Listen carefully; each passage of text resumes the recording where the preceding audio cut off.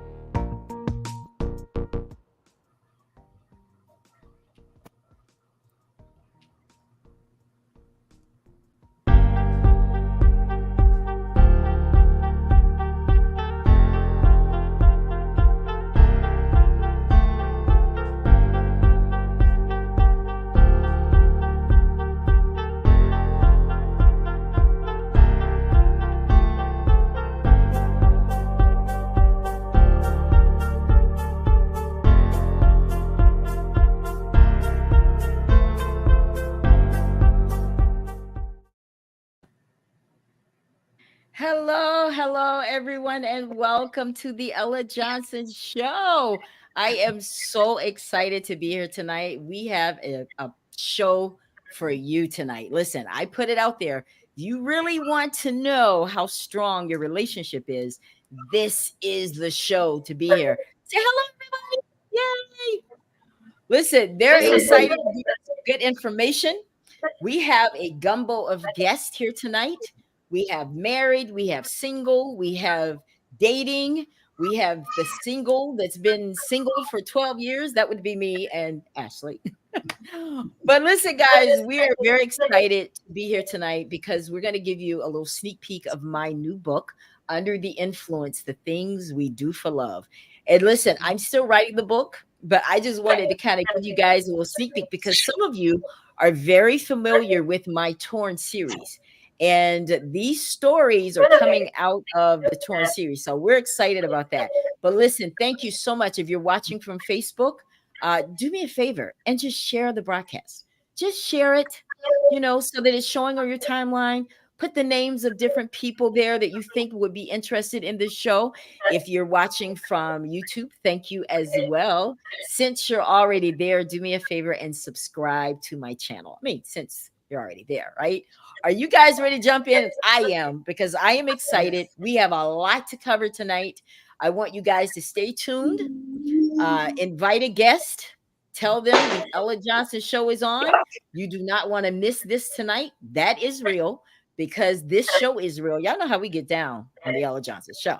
We keep it real, right? Real Talk TV. We set the stage for real talk conversations, guys. So don't go anywhere. And when we come back, you're going to get to meet my guest, and we're going to jump right in. We'll be right back.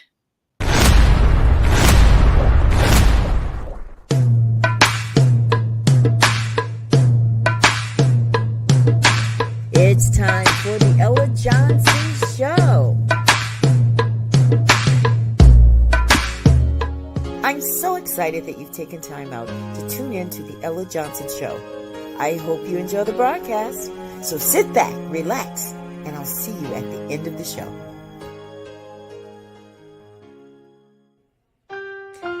One day someone asked me, Ella, why do you do talk shows? Like, why is this so important to you? I said, because I want people to know that God does use us. Because sometimes things don't happen to you. They happen through you. And now it's time for the Ella Johnson Show, where we set the table for real talk conversations. So stay tuned. It's all coming up next. The Ella Johnson Show.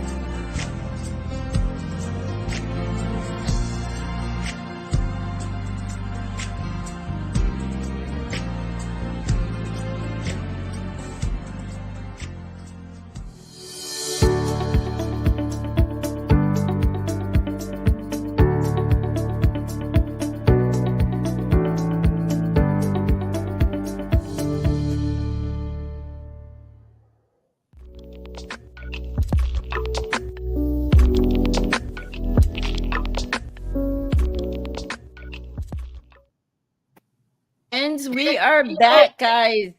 Yes. If you're just tuning in to the Ella Johnson Show tonight, it's Real Talk TV. We're going to talk about relationships, and I'm going to give you a little sneak peek into my new book, Under the Influence: The Things We Do from Love, and it's the real deal. Now, you guys know that I wrote a 4-book compilation Torn series, and those books look like this, right?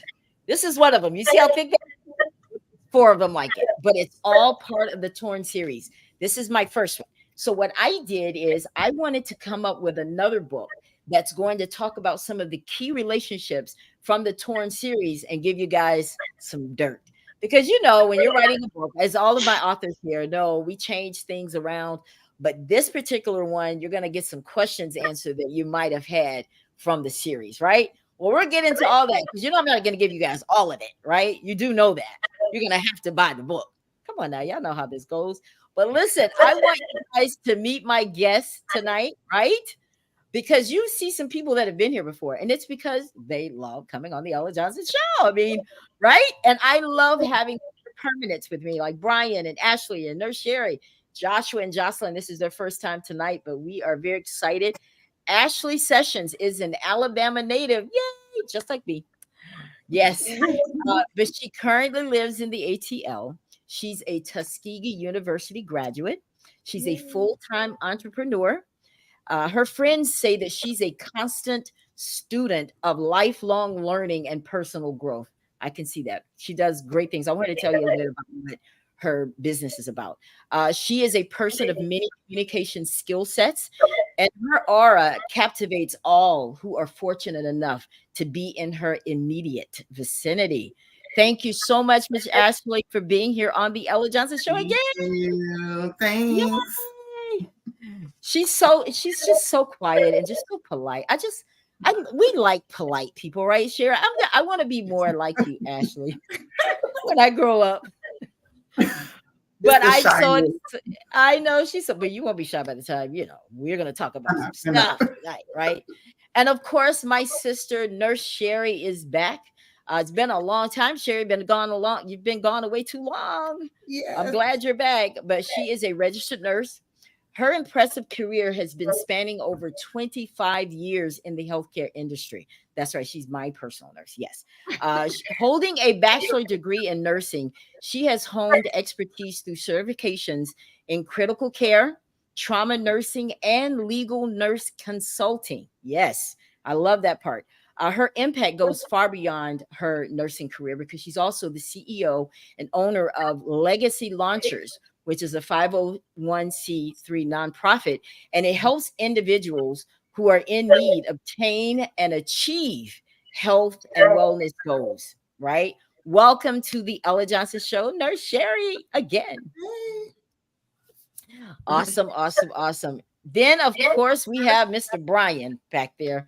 Brian is definitely a permanent fixture with the Ella Johnson Show. He's been on here. His insight about relationships is incredible. I love it. He's a native New Yorker. He's a graduate of Hampton University. He's an actor, writer, spoken word artist, and he is the host of the Writer's Block Open Mic. Welcome to the Ella Johnson Show. Thank you. Good to see you again. Of course, always. And tell the wifey hi. She's watching, I'm sure. But then we have Miss Jocelyn and Joshua Jackson and little baby Jake. Tell everybody hi, sweetie. Say hi. Isn't she beautiful? Oh my gosh. She is such a beautiful baby. But Jocelyn is a native of Miami, Florida. She currently lives in Tulsa, Oklahoma. There with her husband, of course. She's a professional dancer. And she and her husband, they own a thriving dance and art studio. They've been married for 10 years, 4 beautiful children. She has toured all of Europe, guys. She's been in commercials. She's danced for SYTYCD. I was going to ask you what that meant. So you think you can dance? Oh, so you think you can dance? Oh, okay. Wow. She has been in commercials. Yes. Yeah. And she is a keynote speaker for young women to edify them and lead them back to Christ. I love it. That's awesome. Now, her husband that is sitting right there next to her, he is a native of Fort Lauderdale and married to a professional artist. Before in the shot, you were able to see some of his artwork behind, but they've moved. Not going to be able to see that right now, but he thrives in mural paintings, commission pieces, and creative projects.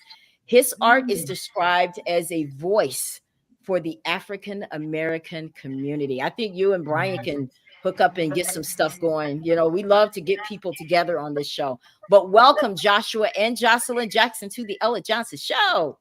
Yeah, thank you for having us. So you guys see, we have a gumbo of guests here tonight. So we're going to have a very good conversation because everybody's coming from different angles, different experiences. And I don't mind sharing mine. I am divorced. So that means that I did something wrong in this relationship thing. So guess what? This is a learning show for me too. Who knows? Maybe the next time I come in here, I won't be divorced already again. Too quick. No, I am happy where I am, to be honest with you. And I think that goes a long way. Some people aren't happy and they're looking. Their mission is to be married. Well, me, I'm married to my mission. That's the difference. Right. Okay. So, guys, you guys were all invited here tonight because we're going to talk about relationships and we're going to jump right in. I want to know everybody's relationship status, starting with you, Brian. Right to left. Wife and I just celebrated our 3-year anniversary. Congrats. Can't remember what day it was, but yeah, but just celebrated our 3-year anniversary. Oh, wait a minute. Now you know you starting off bad already. Now I'm gonna pretend like you didn't say that. I'm trying to help you out because you're gonna be sleeping by yourself tonight. No, Okay, no. I remember the date. I just don't remember what day it was. So it was the 19th, which I think was Tuesday, I believe. I can't remember, Tuesday or Wednesday. That hole just got bigger. It was okay just to say, it just, It was the 19th. I know that. Yeah, okay, it's the 19th. well, congratulations. All right, Joshua and Jocelyn married 10 years. Yes. Ashley? Single 11 years at the end of October. And Sherry? I got divorced in 2020, but I've been in a relationship since 2022. Now, you guys know Sherry's my sister, and she knows I'm coming for her right now on this one. The last time she was on the Ella Johnson show, Brian, you can attest to this. What did Sherry say? One and done. Oh, no, baby. Not this girl right here. No, ma'am. Absolutely not. One and done. I said, Sherry, I'm telling you, you just never know when that love. But oh, no, baby. Sherry's in a relationship. Now, Sherry, how and why did that change? Talk to me. I was okay with just having like a light relationship. I didn't want to dip my foot in too deep. And, he told me off the rip he was looking for a wife. I was like, oh, no, honey. But I got a girlfriend that would be perfect for you. And he was like, no, just be open to it. So I said, well, we'll see how it goes. So it's been almost 2 years and it's going. I mean, we're not married yet, but, we're deeply in love. So. But it was like single and not looking. I was working, living my life, traveling, and he just came and interrupted the flow. But you know what? I love it because you were open to it, Sherry. And I think that's the point I'm trying to make here is that when God brings it, don't let it pass you by. Yeah. Because we're stuck on this. Oh, no, I don't need a man. No, I mean, come on. People say that is because they may think that they can't get one. Some people really do mean it, but I'm just saying. Now, another thing before we go any further, guys, I want you to know that we want you to leave your comments here. As you can see, as you leave your comments, they're going to show up on the screen just like this. Hi, Damon. How are you? There is Mr. Campbell. Mr. Campbell is my ex-husband. See how transparent I am? Yeah. So I'm going to talk about you tonight. So this might be a time to get off. Just saying, you know how I am, though. It won't be a lot. But anyway, there's Damon. So your comments will show up here on the screen. Thank you guys so much, all of you, for tuning in. I want you guys to join in on the conversation as well. So tell me, those of you that are watching, what's your status? I have this. I wanted to show you guys this because this is so cool.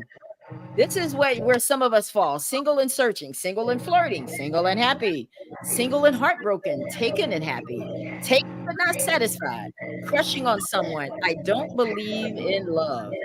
So if you're watching this broadcast, tell me which one you are. Listen, if you say single and searching, I'm just saying, I don't think anything is wrong with searching, right, guys? There's nothing wrong with searching. I just think we have to be careful with that because you do want someone that aligns with your beliefs and all of that type of stuff. So we are done. Sherry's like, So let me ask you guys a question. I'm going to ask Brian this. Brian, why do you think women say, I don't need a man?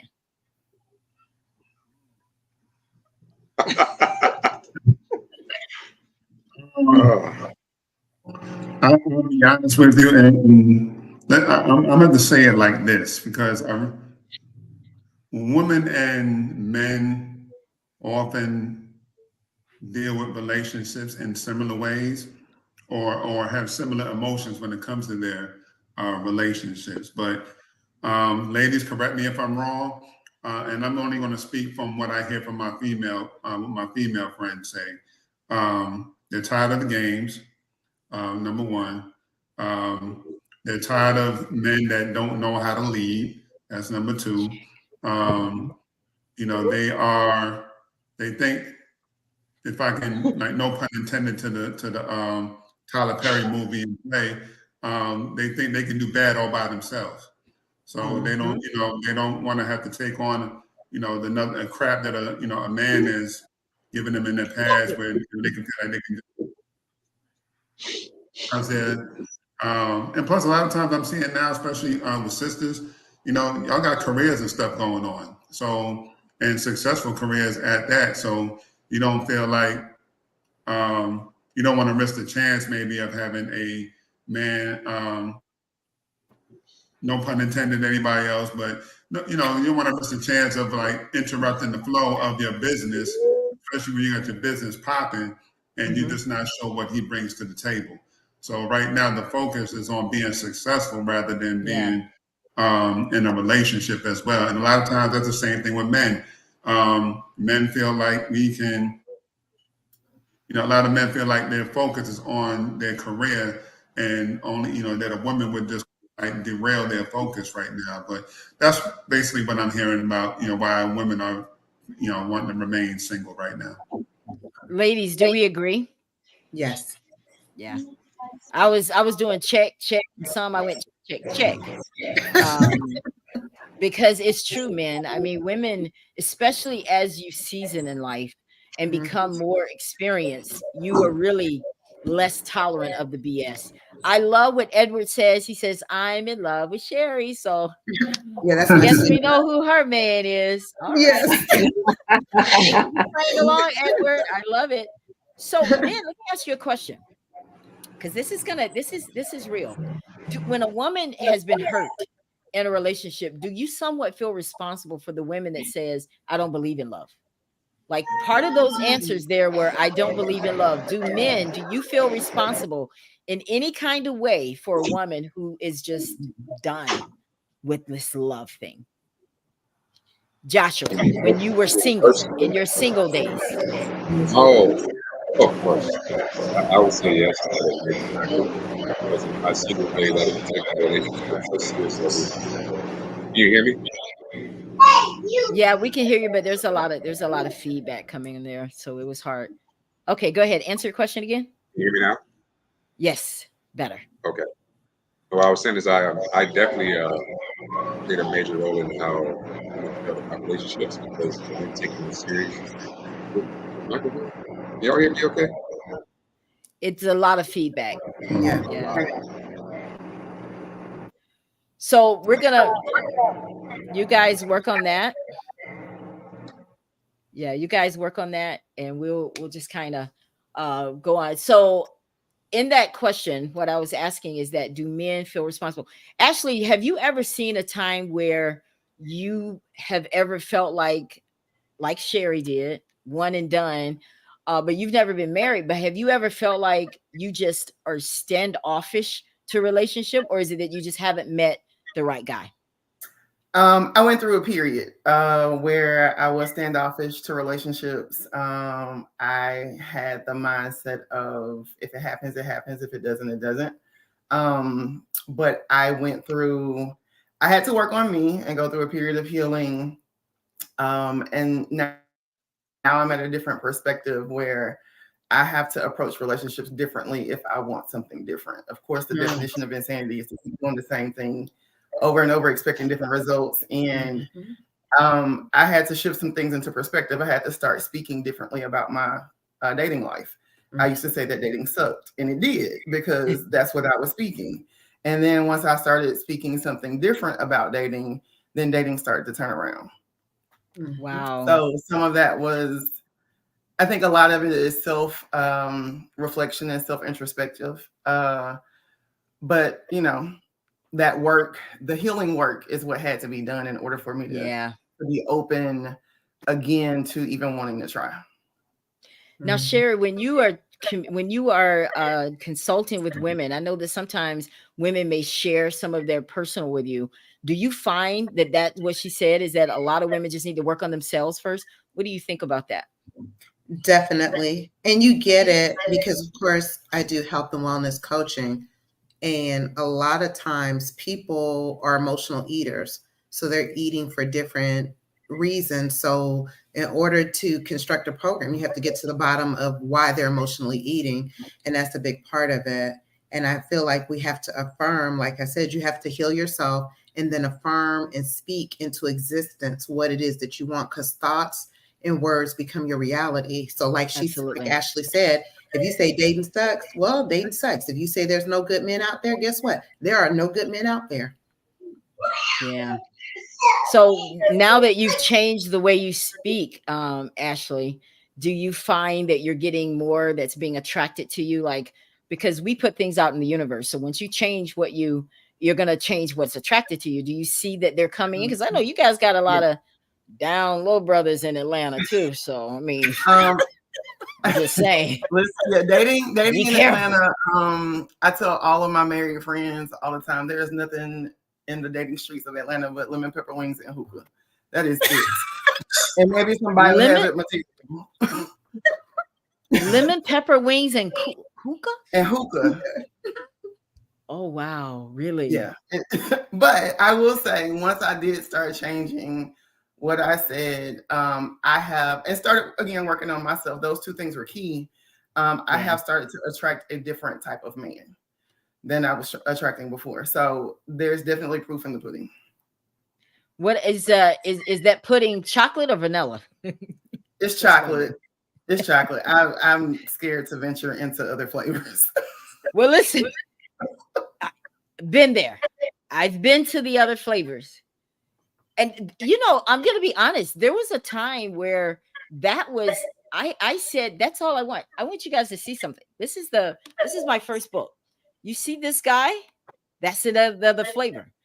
So we'll get into that a little bit later, because, you know, you got to test it. You got to see, right? I mean, I thought about it. But... I found I'm back. I'm back. Just saying. Without going into too much detail, it's a different vibe. But anyway, we will move on. So I pulled this quote off of Facebook. It says, "I want to be happy more than I want to be married." What do you guys think about that? I want to be happy more than I want to be married. Let me see. Well, let me.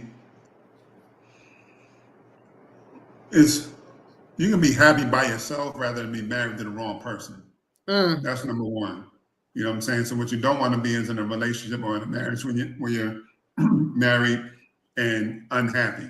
You know what I'm saying? Right. So me personally speaking, you know, I think I would, if somebody is single but wants to be married, but realize, you know what, they would probably be happier by themselves than stay by yourself.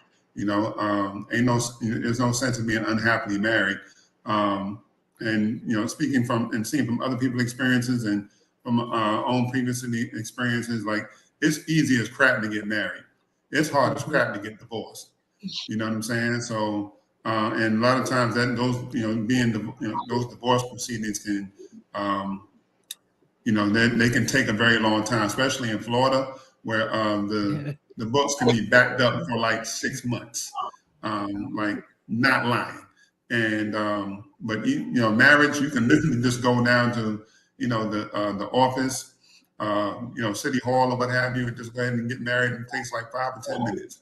But it's better to be happy than it's better to be happy than being married. You can be happy and married, of course, but whether it's be happy and by yourself or happy and just in a relationship without being married, you know, that's an.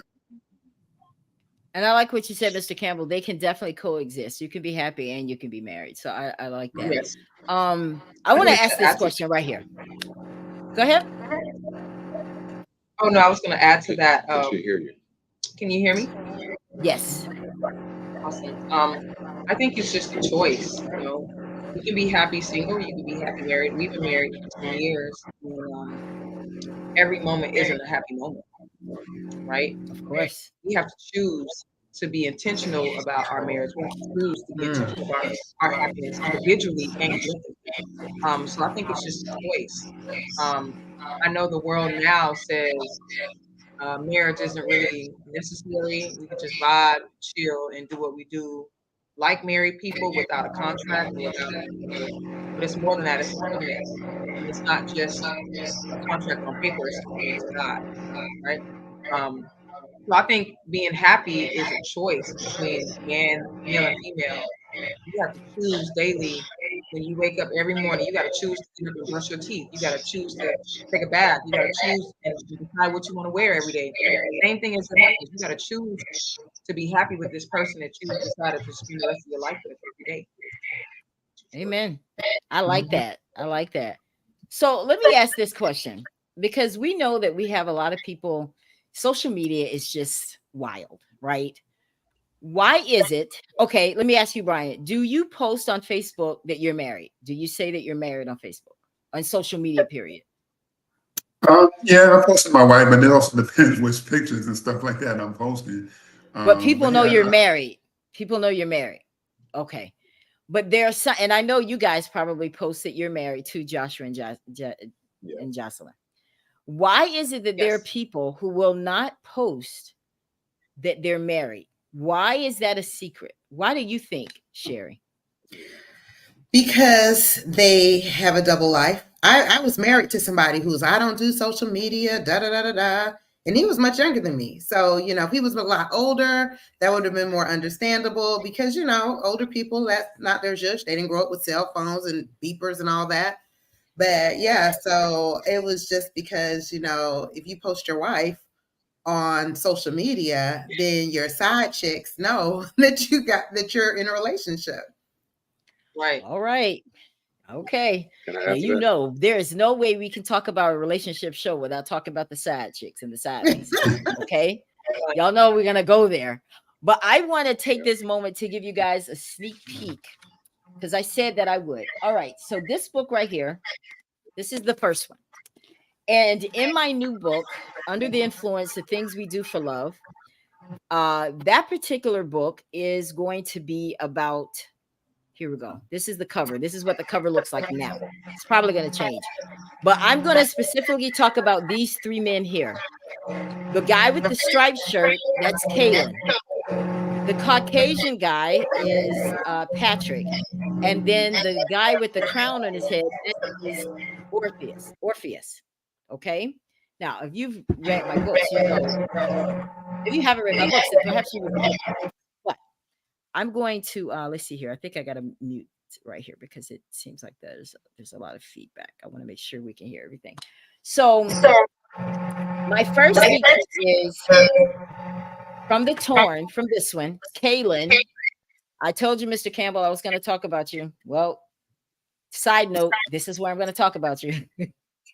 So in this book, Kaylin is going to be talked about because in the book, the Torn series, I talk about Kaylin from a different perspective because I was still married at the time I wrote the book. So, you know, you just kind of leave some things out. But in this new book, I'm going to talk a little bit more about where Kaylin and Melissa met, Melissa being me, but that's her name. That's who I named myself. That there were different circumstances around them getting together and what outlined in this book. So a little bit more of the truth. Now, I will say this. Melissa made decisions outside of her values. Remember, I said that when you're under the influence, sometimes you might do things that are not in your values wheelhouse, you know, for the sake of love and for the sake of wanting to feel love. And you're going to hear a little bit about that in the new book. All right. There's going to be more things revealed about what went on in the marriage. And it takes two people to cause a breakdown of a marriage. And more in this book, I'm going to talk a little bit about how I played a part in it. Yeah. So in the first book, you guys hated Melissa. You're really going to hate Melissa when you read this new one. That's one sneak peek. All right, guys. So now let's move on to talking about cheating because, you know, we could stay here all night. Number one, has anyone on this panel ever cheated on somebody? Not the one you're with now, but have you ever cheated on someone that you love ever in your life? Raise your hand. I know I'm not the only one that's cheated up in here. I know. Okay. Let me ask it again. I'll just put the host out there. Okay. Have you ever, Brian? Maybe Brian didn't hear me. Brian must not have his earpiece on. Brian said must I'm married. Brian, turn your He- earpiece on. Turn your earpiece on, Brian. Have you ever cheated, not on the person you're with now, because I know you wouldn't be crazy enough to admit that, but have you ever cheated on someone in the past before? See, See, I'm Brian gonna wants have to to. lie. Right there, Brian. I felt it. Are you pleading the Um, fifth, Brian? It's okay. And see, there was one situation I was thinking about, does that count as Uh-huh. cheating? But I'm like, no, because she broke up Uh. with me anyway. 2 or 3, my girlfriend broke up with me 2 or 3 days later, and I hadn't seen her prior to that, probably in about a month or two before that. So I won't really count that one, but no, I wouldn't. I can't say that I've actually cheated in a relationship. So, Ashley, let's say if you had cheated, what do you think causes people to cheat? What is it? I mean, I know there are a myriad of answers to that, but what do you think could be some of the reasons people cheat? One of the main reasons, I just in listening to some of my friends talk that are married, communication is one of them. So I think a lot of times when we are getting to know somebody, we don't always communicate what our needs are or what our expectations may be. And it's like, oh, well, I'm just going to get with them anyway because they check all these other boxes. When at some point your needs aren't getting met, maybe your emotional needs aren't getting met or your physical needs aren't getting met.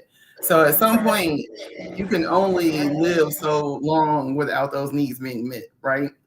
And so at some point, if you didn't communicate those needs, they have no idea that there's an expectation for them to be met.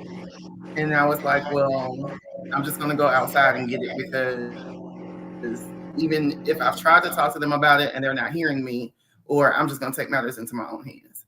So I think communication is a factor. So I want to ask the audience, those of you that are watching the broadcast, if you have ever cheated, and so what kind of reasons do you think people cheat? Now, me, I'm going to answer that question because I have done it before. And it is because, just like you said, Ashley, it doesn't always mean the sex is bad. Sex can be off the chain. But if we can't communicate afterwards, or if we can't communicate beforehand, or if that's the only time we communicate, then that's not a need being met.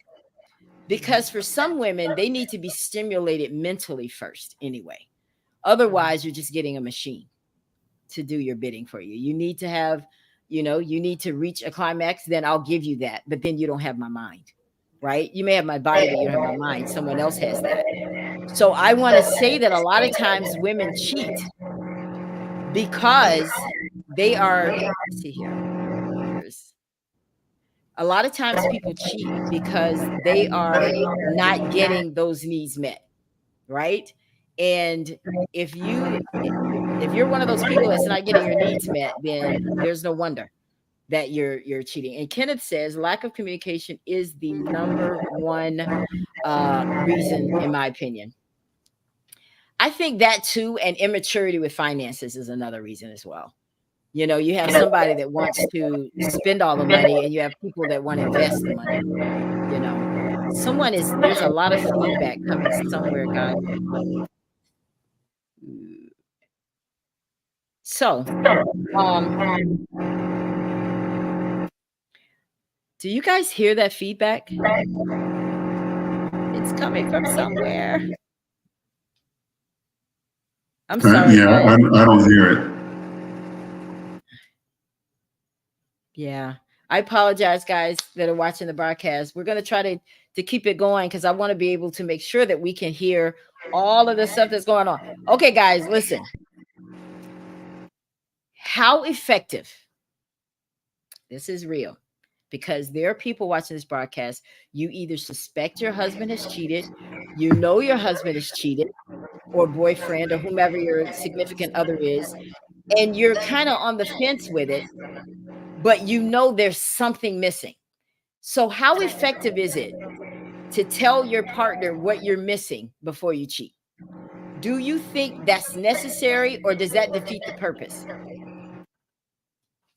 I'm gonna ask my married couple.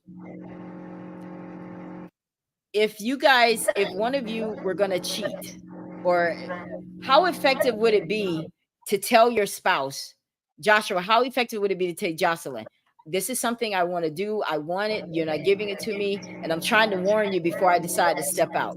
Do you think that's effective? Not at all.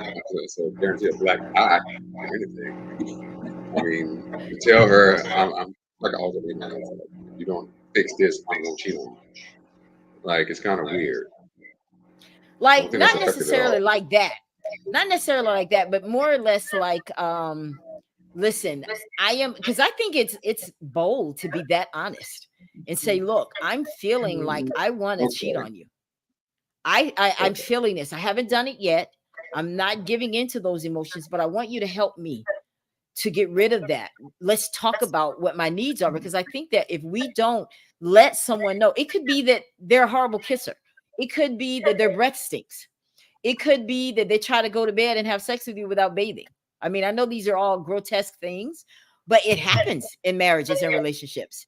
And if you're not Oh, you put it like honest that. about that, that's a turnoff. Yeah. Right? That's a turnoff. Definitely. So you got to be able to be honest about it. Can a relationship survive an extramarital affair? Ashley, what do you think? I don't know. And I say I don't know because I've never lived that life. But I think if the couple is willing to work through it, that there's a possibility that they can get over it. But I don't know. I honestly cannot say. What about you, Brian? Do you think that if either you or your wife cheated, do you think you guys could survive something like that? I think I'm not, I would say yes, because I love her that dearly. But that's kind of hard to say in terms of personal, in that regard, because, that we have both expressed that is the absolute no. We definitely won't tolerate that, at all. But I will say I have seen marriages that have survived extramarital affairs. For sure, whether it was the wife or the husband that cheated, I've definitely have seen it. So it just depends on for me, it would just depend on the willpower of the couple and the determination of not wanting to hold it against that, whoever did the cheating, you know what I'm saying? Because what I mean is, you can stay in the marriage or what have you, but people want to hold that over the person's head, like you cheated, and Right. that's what. Otherwise, your marriage is not going to survive that way. So if you can do the work, I would say yes. And I've seen and heard stories where one of the people had a baby outside the marriage and still Ooh. survived. That's not for everybody. You know what I'm saying? I'm just saying I've seen and heard that happen, and otherwise it depends. Some people just be like, "Oh, you cheated? Yo, I'm out. Deuces." You know what I'm saying? So it just depends on the two people involved. What about you, Sherry? Do you think that your relationship could survive an extramarital affair? It's just a question, Edward. I know she would never cheat on you, because I know this woman right here. The current Real one. relationship I'm in now, no. I mean, for me, after my marriage, it became a non-negotiable. Right. If you'd have asked me that when I was younger, I would have said yes. And that was the main breakdown of my marriage, but it was not because it was an affair. It was several affairs. So in that point, you have to ask yourself, does that person really want to be in a relationship? But going forward after that, and that's why I was so big on one and done, because I was like, I'm not putting myself through that type of emotional pain again. But yeah, going forward, no, we already know. We spoke about that before we even got to. That's a non-negotiable for both of us. Non-negotiable. Yeah, Yeah, I agree. I think the next relationship because I know me, I wouldn't be able to. I mean, I'm very forgiving, but I'll forgive you, but you're not going to be with me. That's a wrap. that One part. time. Yeah. Because life is too short. right? And all you're going to do is think about it every time you guys do something, or you're going to be wondering, is he thinking about her? Is she thinking about him? It's too much to be able to. So just don't cheat. But now let's talk about it. I'm going to give you guys a hypothetical here. All right, Ashley, if you knew your friend, or you know what, I'm going to ask Jocelyn. You're married, so you know the intricacies of marriage and what that entails. If one of your friends and you knew that her man was cheating on her, would you tell her? Absolutely. Sherry, would you tell her? Would you tell your friend if you knew that her man was cheating on her? Would you tell her? I don't know. I don't think I would. Now, if we're that good of a friend, that means he's my good friend. I would go to him and let him know that I am aware and y'all need to talk, communicate something, because you have to ask yourself when you're relaying this type of information, what is going to be the outcome? Ashley, would you tell? So I'm kind of in Sherry's shoes. I think it depends on the relationship I have. And like she said, chances are I'm friends with both of them. I actually have been in a situation where I have had a conversation with a friend of mine and said, hey, pretty much your slip is showing, get it together or else. And he made See, I know she's from Alabama. See, none of y'all got that. Your slip is showing. Do y'all know what I'm talking about? I understood that. Yes. That's what I'm talking about. That's my girl right there. All right. But Brian. yeah, I mean, I've had that conversation where I've talked to him because we were mutual friends, and I said, hey, make this right before I have to, go here. And he made it right before I had to.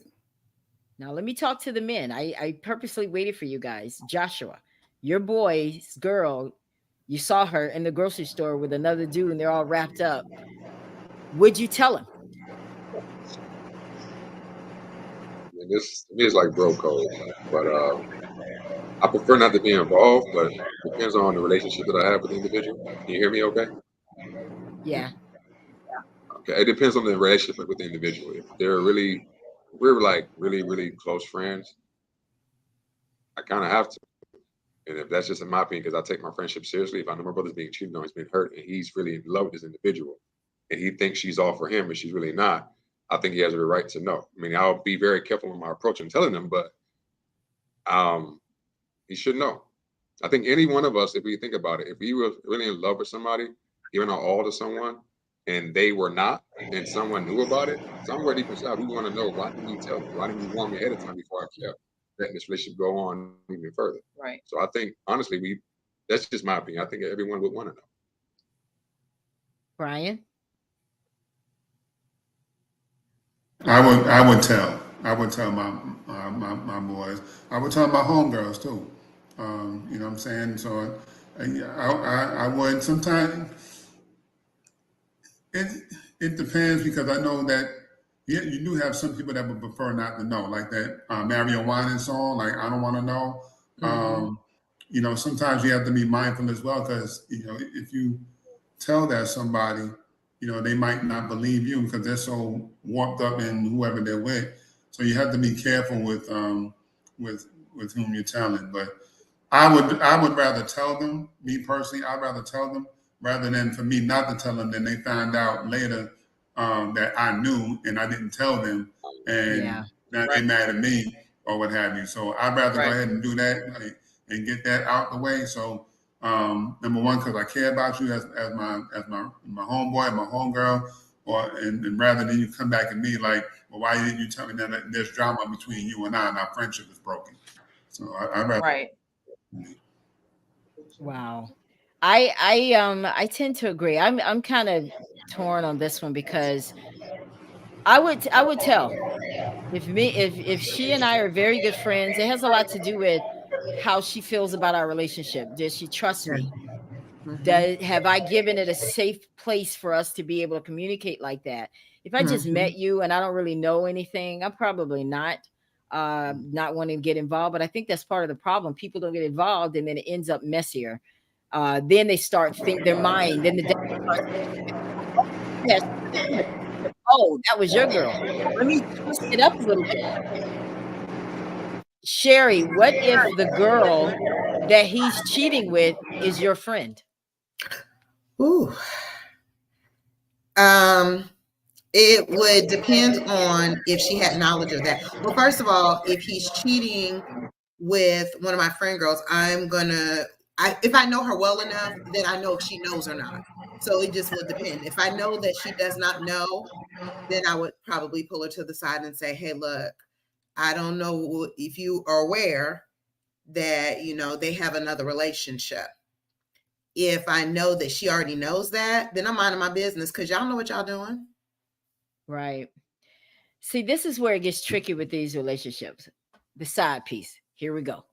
Mm-hmm. Everybody has their opinion about the side piece, no matter where you are in your relationship or where you are in just your faith.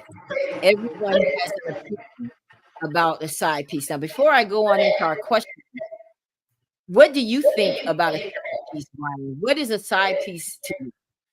What does that mean? Because everybody has a different definition of it.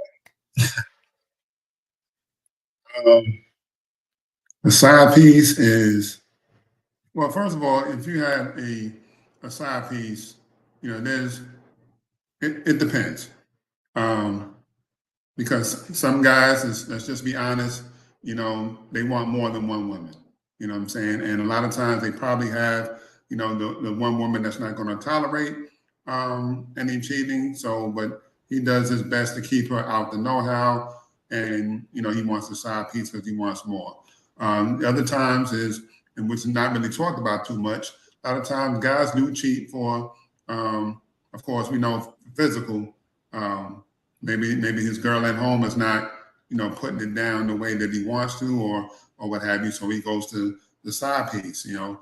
And then the other times that men, what's not really talked about is men also cheat. Some men also cheat for emotional purposes also. Yes. So if he's not getting his emotional needs met, he'll go out and find somebody else, you know what I'm saying, that is. So, you know, if he has a woman that, number one, doesn't listen, doesn't really care about his emotional needs or what have you, but he's got this shorty on the side that's like, you know, I'll tell him all about it. And then on top of that, you know, they're going to have sex at the end, you know what I'm saying? Then, you know, that's what will happen sometimes. So, and a lot of times, I hate to say it like this, but I have to say it. But, you know, if a man has a good side piece and she knows her role, she's going to be okay being the side piece. You know what I'm saying? And a lot of times, side pieces want to move up from being the side piece to the main chick. And sometimes that's where problems kind of, you know, come in, because the side piece wants the main role. You know what I'm saying? So, okay. It's hard. For me, it's just not worth having a side piece. I'd rather break up with you and then go on my merry way rather than having a side piece, because all that emotional is just too much on me. I agree with all that. Oh, poor thing. Okay, so Brian, ooh, Jesus, y'all got women. Okay, Brian. So you said a side piece that knows her role. Okay, are you saying okay that she knows she's okay with just being a side piece? She doesn't want to be wifey. She doesn't want the responsibility of being wifey. Right. How can you be attracted to a woman that doesn't want more? Well, men are visual. So at that point, if it's just like, if we want our physical needs being met, we can care less if she wants to be with us or not. It's just like, oh, shorty's what, you know, 36, 24, 48. I'm with it. You know what I'm saying? She knows her role, you know, and knows her purpose, and she's okay with that, you know. So a lot of times it's just the physical. Guys just want their needs being met or what have you, and that's all that it is. So he's not looking to settle down with his side piece. You know, if he knows, this is going to sound cliche, but this is a lot of times this is how some men, especially men who cheat, this is how a lot of men think like that. They know they have a pretty good woman at home or what have you, but certain needs aren't being met. He's going to stay with his wife, but he's going to have his side piece on the side. So, you know, and he's okay with that woman being the side piece while he's got, you know, the woman right there. Like like they say, the 80-20 rule. You know, if that 20% is being met by the side piece, which is the great sex, then that's what he's going to, you know, have the side piece for. Okay, Mr. Camel says, the older that I get, I realize that there is no such thing as a side piece. Mature people have successful team and knows the part that everyone plays to get the championship ring. Do you guys agree with that or disagree? Sherry, you're nodding your head. Do you agree with that? I do agree with that, but then I also agree with Brian. I mean, I really think that's a lot of it, that the side piece, you know, they're not getting all their needs met for whatever reason. So, you know, if she knows her position, she's going to just be quiet. And on top of it, people look down on that, but maybe she doesn't want any more than that. Maybe she doesn't want a relationship. Not everybody wants a relationship. Not every woman wants to be married. Maybe she has a busy life. So maybe that works out perfect. She's getting her needs met. He's getting his needs met. He going back home to his wife. She can roll over and travel, do whatever she wants to do, and everybody's happy. What about these soul ties, though? Because every time you hook up with somebody, there's a soul tie that's happening. Let me talk to my married couple. Yeah, people don't think like that. Not these days. They don't think like that.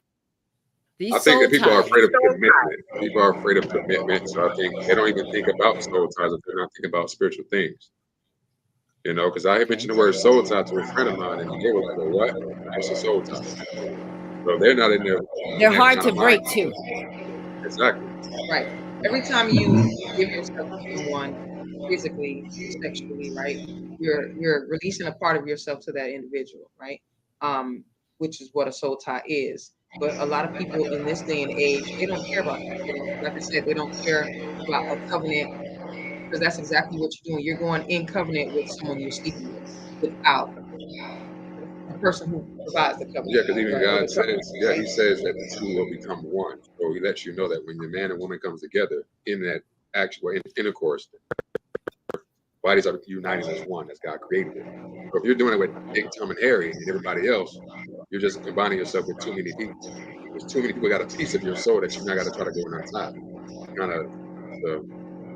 So why is it? Hey, Why is it that the woman, anytime an extramarital affair happens, everybody jumps on the woman? Oh, she's a homewrecker. Shame on you, Jezebel. Oh, you're just a Jezebel. You need Jesus. Okay. So why is it the responsibility more on the woman than it is the man? Can somebody help me with Now, that one? Ashley? you know, men can be Jezebels too, Oh, but we yes. don't talk about that. Men All can right. carry the spirit of Jezebel too, and some women can carry the spirit of Ahab. Ooh, So okay. we just don't Preach talk up about in this. that. Right? Let's I preach ain't on gonna the preach. EJS. Come preach. Because I know think it's some easier- men that are Jezebels. I've run into Right. a few myself. Yeah. I know. You're I think absolutely it's right easier about to that. harp on the woman. It's easier to Yeah. harp on the woman because men, oftentimes men, it's like an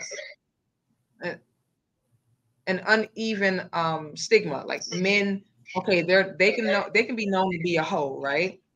And that's okay because they a hoe. That's what men do. But then there's a stigma that say, oh, she a hoe. But that's not what women should do. Women should be cooking, cleaning, right? That's the title. That's the title. That's what some people do, like gender roles. Women should be home, taking care of home, or taking kids, or cooking, or cleaning, right? And if they're a hoe, then woe unto them. But if a man is a hoe, it's expected. It's what dogs do, is what they will say. You Like, know? men are gonna be men, and it's like a thing where they almost expect men to be like that. I like So I what think you just women said. get the brunt Yeah. of the heat. They get the blunt Yeah. force trauma of it all, right? Because that's not what a woman, that's not how a woman It's is not expected to ladylike. carry herself. Yeah. So let me just say this to the women that are watching this broadcast, who you have come across a woman that you think is a Jezebel and you've labeled her that way. Now, I take a totally different stance when it comes to side pieces. And I've often been criticized for this, but I'm going to say it anyway. Women that cheat with your husband, if I were in that position as being a wife and a woman cheated with my husband, I'm not going to put her down. I'm going to find out what she did. What did you do that attracted my husband to you? That takes a mature person now. It's not for everybody. I would sit down and find out, what is it about you that makes him keep coming to you? I'm cooking, I'm cleaning, I'm doing everything this man wants, but he still finds pleasure in you. What is it about you? Now, Any other women on the panel, could you have that conversation with a side piece interfering in your life? Yes. Share. I would want to ask him that question first. I need to ask him that first. Thank you. Because Right. really, you're in the marriage with him. And if you believe that you're doing everything that he is requiring, it is up to him if something is missing for him to tell you. It's not, you're not married to her. It's not her responsibility to do anything. And I think the reason why a lot of times the woman or the wife will blame the other woman is because she loves her husband and it hurts too much to be angry with him. She don't know that woman. So she has to place blame instead of taking accountability. There's a breakdown in your marriage, not a breakdown with her. Okay. Now you said the key word, accountability. Women who are being cheated on do not feel that they're accountable for that. It is not Exactly. my fault if my husband cheats. Is that a true statement, Brian? It is not my fault if my husband cheats. That's on him. What I say is yes and no, because as was stated, you know, a woman can cook, clean, take care of her man's needs and hers at the same time. And I've seen women that actually do that. They know how to handle their needs, you know, work-wise, and handle their husband's needs, and their husbands or their man or what have you still go out and cheat. And she's, you know, doing everything that she is, quote unquote, supposed to do in a marriage or relationship to make it work. And the guy still goes out and cheat.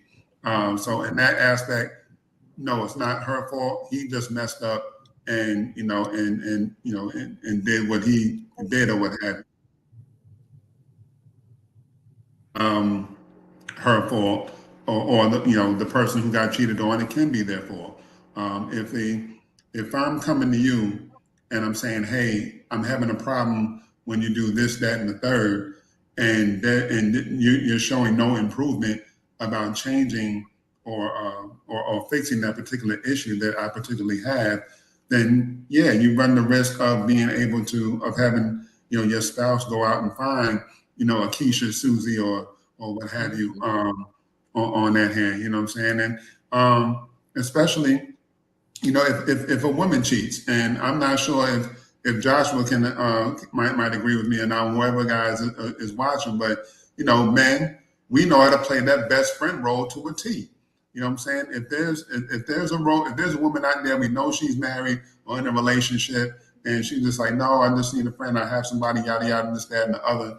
You're just like, oh, word, and we'll be that shoulder to cry on, waiting for him to slip up. You know what I'm saying? And when he does, it's just like, oh, word, he did that. Man, y'all are hearing this. I would have done We're not this expecting- third or what have you. You know what I'm saying? So he's just waiting. I'm sorry, guys, if I'm letting the game up. No, but it ain't like a lot of women don't already know. Oh, this we already know. So, Yes, Right. we know y'all. We know how to We play the know best y'all friend are role to a trifling. T. We know. So We know just yeah, how we- trifling men are. Yes. Yes. Y'all just as trifling as women. Yes, we know. Yes. That's why Yeah. we have to have Yeah. this candid discussion because, and I'm not trying to beat up on wives, but it's like if I'm not you can't argue with the man every night, come at him never coming sexy, wearing grandmama panties all the time, you know, no sexy bras, same old missionary style every night. Get on top, do something, holla, something, make some noise. Right. You have to keep it interesting. And I know we're being comical, but it's real. Because men see this. They're all over social media. They're at work sitting next to that woman that smells like Dior, and he goes home and you smell like baby powder because you got the babies all over you. I'm just saying, you have to keep it interesting. Now, does this man know that there's going to be days like that? Yes, we have a married couple right here. Are there days when you guys are like, look, I'm not sure it's sexy, but if you need to get it. I might fall asleep, Lay on this side. right? Right. We had that conversation. It's so funny because we were like, man, we have 4 kids, right? And life is so busy. We're so hectic. Like our schedules are so different. And we were just having a conversation. We're like, we're gonna have to plan out our sex life, like, because we just need to make sure we are intentional about our intimacy with one another, because we don't want to be those people that we're talking about, right? We don't want Right. to let that. So we just had this conversation, right? Sometimes we got to get what we can. We got to go in the closet when everybody sleeps. Right. Closet. Right. Everybody can hear. I love that. I love it because you guys realize that we have to keep this tight here. You This is know, first, you're not just letting him before go our off kids. to work. Yes. Right. I love This is that. first. So there you go, guys. They're intentional about their stuff because, you know, and then men, okay, cut your toenails. I'm going to give you guys a secret tonight. Cut your toenails. Go get a manicure. It's okay. Don't come to bed with crusty feet. Put lotion on your ankles and the heels. Smell good sometimes. Iron your shirt. Iron your drawers if you have to. I mean, whatever you have to do, because women watch TV. And we see men all the time. Now, there is nothing that you could do that when I'm in love with you, I'm in love with you. Now, I'm going to give you guys another sneak peek. All right. In this book also, you see the white guy? I told you guys that I wrote him into my story. In the book, I introduce him. But this is, you know, Kenneth, you might want to close your ears on this one. But in my book, I talk about how Patrick and I met. In this new book, I'm going to talk a little bit more in detail because in the book, I say that he is a doctor, but in real life, he's actually a trial attorney. The real guy is a trial attorney. He really is Caucasian. He's Scottish. He's from Scotland. And very interesting. And I will be honest, and I'm going to give him credit here because I believe in being 100. He's the reason I finished that series. I'm going to be honest. It wasn't my husband. It was him. Why? Because he encouraged me. He's the one that made me take a look at myself again and realize that, yes, you are a strong woman. Yes, you do have value. And sometimes, just like what we're talking about, you may not find that in the marriage, but you will find that with other people. So when Brian says that, I'm like, check, and check, because it didn't make me want to go and sleep with the guy, but it definitely made me want to talk to him more. And I'm going to talk a little bit more in this new book of how we met, how interesting it was, and how I would sneak to be able to talk to him. Okay. I told you I was going to keep it real. And that's that. Now, what do you guys think about that? What do you think about that, Sherry, when I say that I'm going to talk a little bit more about, okay, this is how it really was, because he made me feel different than I was feeling at home. It's not always about sex. I didn't meet the guy for like a whole year and a half before we started talking. I met him on my job. Thank God I don't work at that job anymore, but yeah, I did. And it was just over the phone. I was in Orlando and he's in Miami, and we were just talking, and it was interesting enough that it gave me something that I wasn't getting in the marriage. What do you think about that when I say that? For the women that are in that type of position? It's like Ashley said, it's a breakdown in communication. And especially, I think with Black men, culturally, Black men, if they have to express their feelings, it's seen as a sign of weakness. You notice if we fall down as a little girl and get hurt, oh, let's kiss your boo-boo. And if a boy falls down, get up, don't cry, hold your feelings inside. So I think, unfortunately, it inhibits them from communicating. So I think a lot of it is basic, just, hey, you know, being able to sit down and saying it in a way that they can receive it. Because I think too, a lot of times as women, we're emotional. We wait until we get to the point where we're angry. So we're not having the discussion about, I don't feel like my emotional needs are getting met. Now we're screaming it, and they don't hear, they don't respond to that.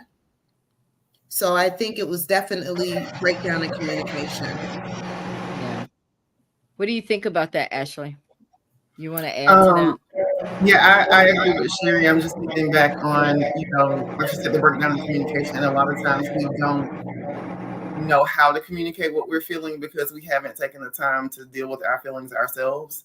So we can't communicate that to somebody else to say, hey, I need more of X, Y, and Z, or, I'm feeling this kind of way. And I own that that's not a you problem, that's a me problem. I need to work on that, but this is how X, Y, and Z makes me feel. So it's hard to have that conversation, but I think a lot of times you've got to be able to do some self-reflection to be able to say, hey, this is what I need, and I need to be able to communicate that. And if this person isn't able to give that to me, that's okay, because they may not have the capacity to give it to me because they may not have received it themselves. So they don't know how to give what I'm looking for because they've never received it. So I think that we can go on and on about cheating. I think it's pretty self-explanatory. Men don't cheat, women don't cheat, communicate more, talk about more, but we have to understand, guys, and this is where I've seen marriages fail. They'll have an affair, and I think sometimes you better wish it was just sex. But when it becomes emotional, when that man, your husband, has made an emotional connection with another woman, I think it's a wrap. I do. He may be with you physically, but there's something about her that stimulated him here. And whenever you can see a woman that has a long distance relationship, let's say, because in my book, this is my last little sneak peek for you guys. The very final torn, and the fourth one, I talk about this man from Africa. Now, people have asked me, Ella, was there really a guy from Africa that what is it with you and these people in these other countries? Well, I'm attracted to their accent. I'm sorry. It's kind of sexy. I might not can understand a thing they're saying, but it's sexy. So, but that wasn't why. I'm not that shallow. That wasn't why. There was a connection. Was there someone from Africa? Yes, that is true. Did that person really come to America to meet me? Yes, that is true. Was that person a real celebrity in Africa? Yes, that is true. However, in the book, there is one detail that I did not say that will be in this new book. And I know you guys think I'm going to tell you what that is. No, you're going to have to get the book. But I will say this. It is that part where you're really under the influence and you do things that do not align with your values. When you want love, you will do it. That's why I call it under the influence, because when you have a need, it's like a drug. You want to feel loved. Your daddy left you. You didn't have any male role models, not using those things as excuses, but it's real. And it comes out and it flares up when you think you're over something. And next thing you know, you're in an extramarital affair. You're like, what? I know my mama didn't teach me that, but you find yourself doing it because we all slip. I'm just honest enough to be open about it when it happens. And I will say this, in this new book that I'm writing, Melissa does have an extramarital affair. But I'm not going to tell you whether it was when she was married or if it was with a married man. So y'all going to have to get the book. Are you guys intrigued? Yes. You should be surprised. Yes, Melissa was a hoe. She was. She was very promiscuous. She had 6 kids. She didn't marry but one of them.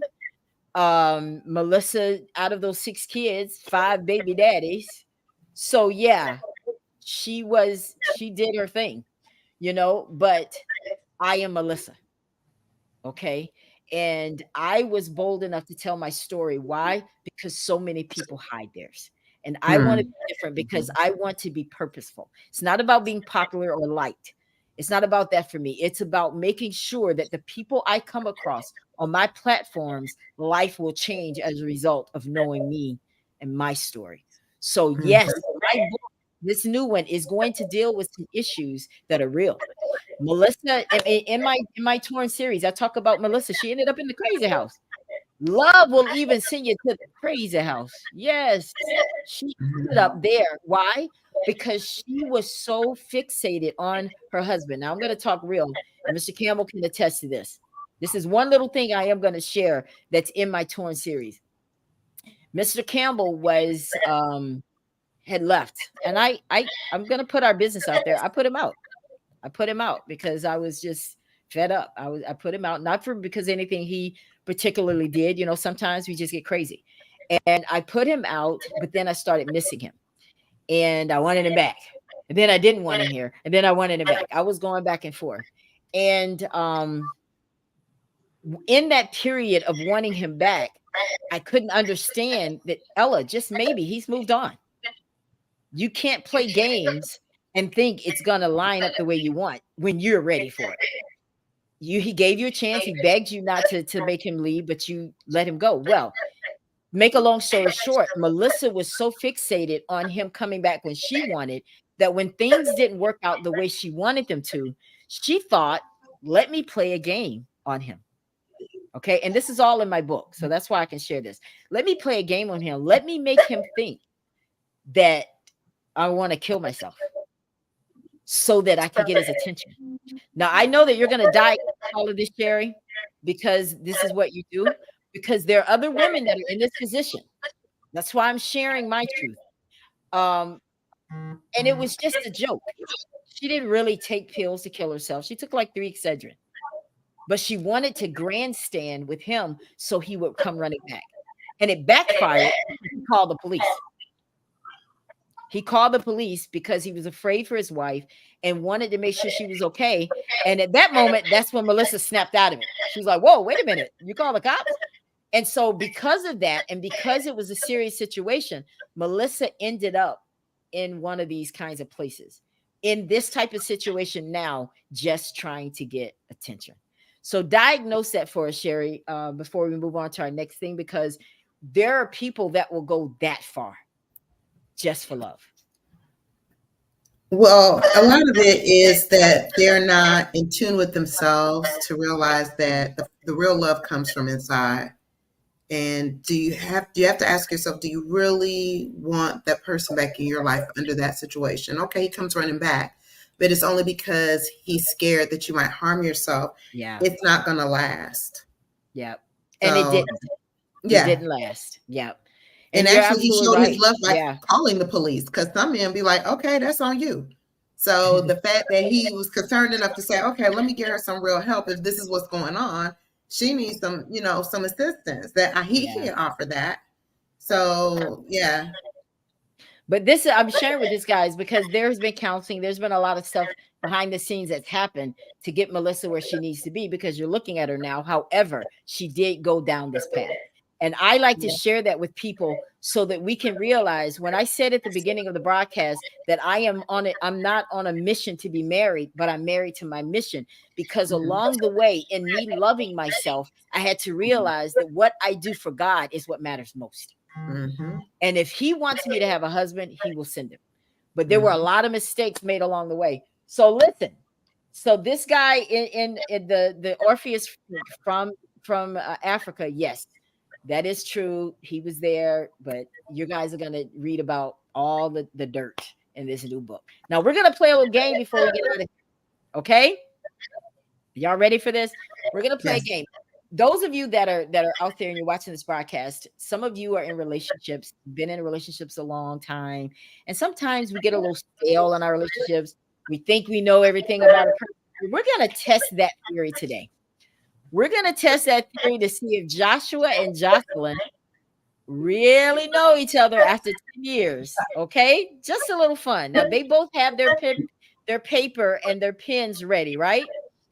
So you guys are going to help us judge this. Because they've been together 10 years, we're going to ask 10 questions, right? Y'all ready? So when I ask the question, so Jocelyn, when I say, what is your husband's favorite color? You're going to put it on the screen so he can't see it. And then we're going to ask him what it is. Y'all got it? And then vice versa. I'm going to ask him, and then you put it on the screen, see if you know. Y'all got it? Okay. All right. So we'll start with the easy one. What is your husband's favorite color, Jocelyn? Okay. Joshua, what is your favorite color? Blue. All right. She got it right. All right. What is Jocelyn's favorite color, Joshua? Okay. What is your favorite color? Purple. Mine too. Yay. Okay. All right. That was easy.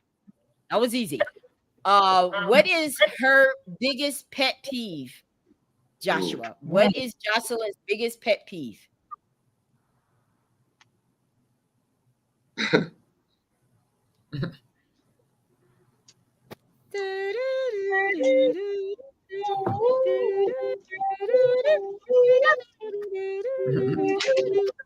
Okay, what is it? I'm gonna write it real short. Okay. Uh-oh. Seen it? Mm-mm. I saw it. I saw it. You saw it. Okay, good. What is it? What is it? What's your pet peeve? Biggest pet peeve, Jocelyn? I like to be in control sometimes. So Your biggest pet peeve. my biggest pet peeve is like when he don't do what I tell him to do. Like I tell him to do something, he don't do it. That's your biggest pet peeve? Is that what he was? Really? Wow. That's it. Okay, what is his biggest pet peeve? Oh yeah, okay. Can you see that? He hates when I do that. Okay, all right. What is your biggest pet peeve, Joshua? Talking while I'm trying to talk. If I'm trying to say something, she interject, and I really. Wow, you guys are really into it. I'm impressed. Okay, we're gonna shorten it up some. Let's see here. What was the song that was played at the first dance at your wedding? What was that song, Jocelyn? The first song played. Don't everybody remember I this? don't remember. Okay. I don't remember. Hold on. She said, okay, now tell you Shayna W. Okay, yeah, hold on. Now you're not what's the checking lady name? something, are you? No. I'm my notebook She right here. said the first. Okay, ask the question again, please. The first song. What is the played at- song that was played at the wedding for the husband and wife first song together that y'all What's danced our to? first song? Exactly. What was our first? What was our first song? Rip. Um, You didn't listen to the question. what was the What was the first song we danced to at our wedding? the first song we danced to at our wedding? At our wedding.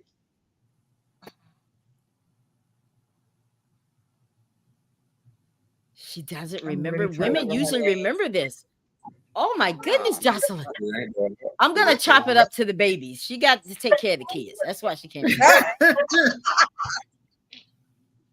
Do you what's remember, her name? Joshua? I remember. What's the name of I'm this? trying to see what song you got in your head. The- She said at our wedding. We Oh didn't my play God, no I song at can't- our wedding, baby. But we got eloped. Yes, but I know, but we had So a what do song you- that we like. She ain't asked that. That's what I'm trying to figure out what we answered. 'Cause, Oh, Okay, well then that makes sense. okay. that's So why well, she thinking so hard. I'm thinking so But if you hard ask us because what's her favorite song, then you could probably give them. okay, so we eloped. We didn't have a wedding, There we go. right? So that was why I'm thinking so hard because there's a song. What's her name? I can't remember this artist's name. This woman. Music Soul Child. Who knows? There we go. That's one. But there's another woman. I can't remember her name. She's short. She like does Okay. motivational. I don't know. I can't remember. All right, Lost guys, we're gonna go Sorry. to the next question. Yeah, What question. is Jocelyn's pet name, Joshua? What is Jocelyn's pet? pet name? Her pet For name. me? My pet. What pet is name? the pet name that you gave him? Everybody has a pet Oh. name. Right? Isn't that what they call it? Your pet name? Sherry? Wait, make sure I got Yeah. What is Joshua's pet name, Jocelyn? Okay. I have to. Oh, So this is what you call Okay. yeah, that's what I. All right. That's what she calls you. What is it? Yep. Joshua, Daddy. what is it? me? Is it Daddy? Close, Papa. Dad? I think Papa. Daddy is sexier, right? Oh, yeah. I think Daddy is sexual. I can't imagine being in the heat of things and Papa. I can't imagine that. Daddy? Yeah. I think I it's wrote down what you said. Okay, what's her pet name, Joshua? What is Jocelyn's pet name?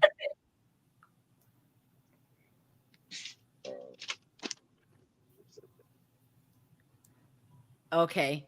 What is it, Jocelyn? What is the pet name? He just calls me babe all the time. All right, good deal, good deal. Mhm. All right, guys, we're gonna do one more. This is the bonus. How many years were each of your parents married?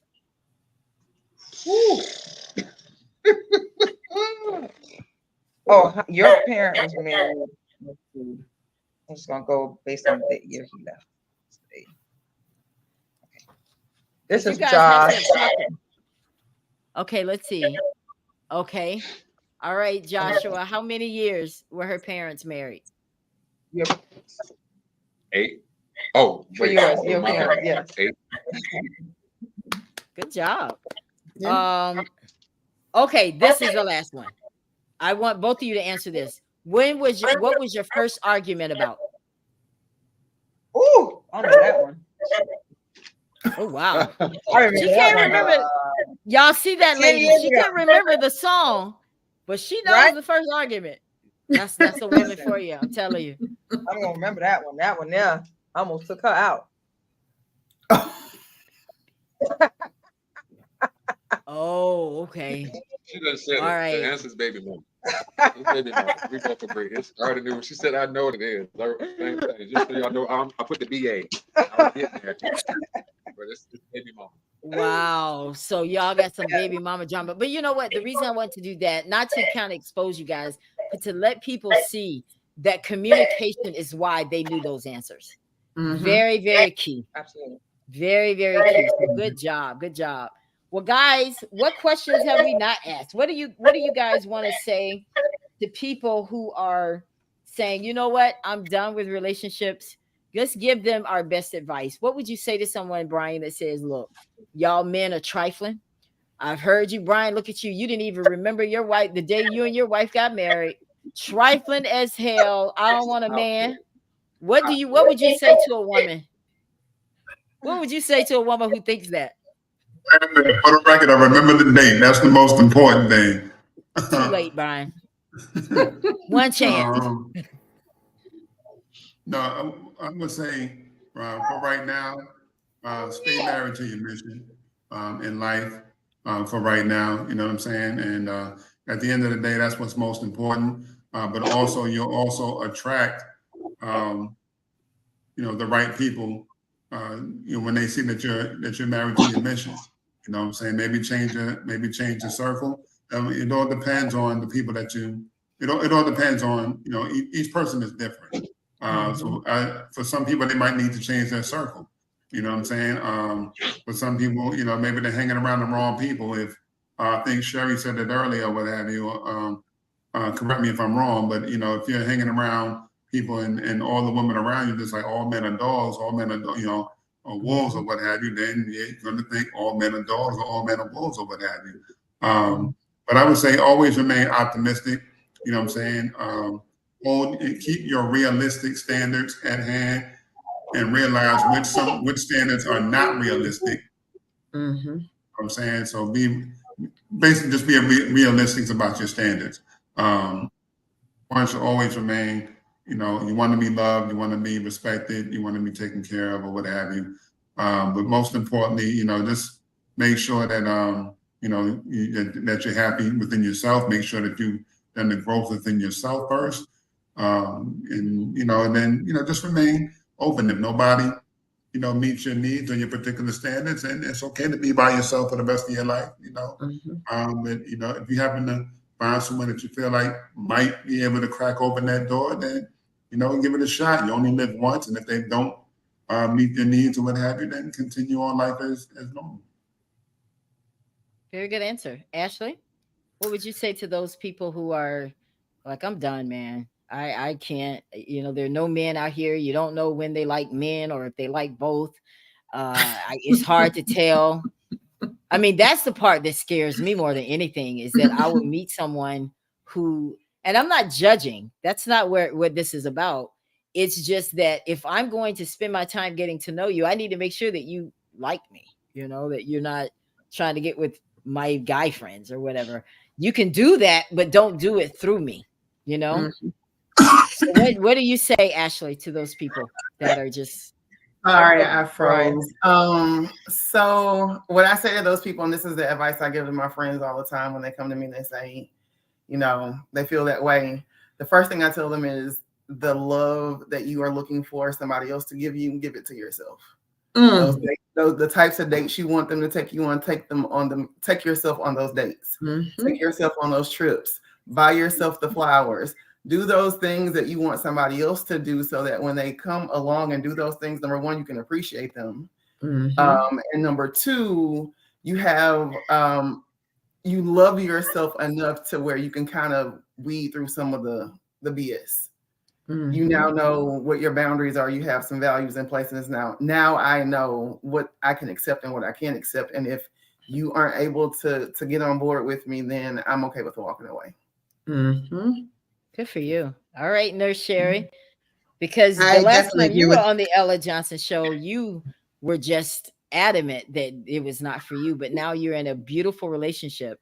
So tell everybody what you did differently that made you now be more inviting of this relationship.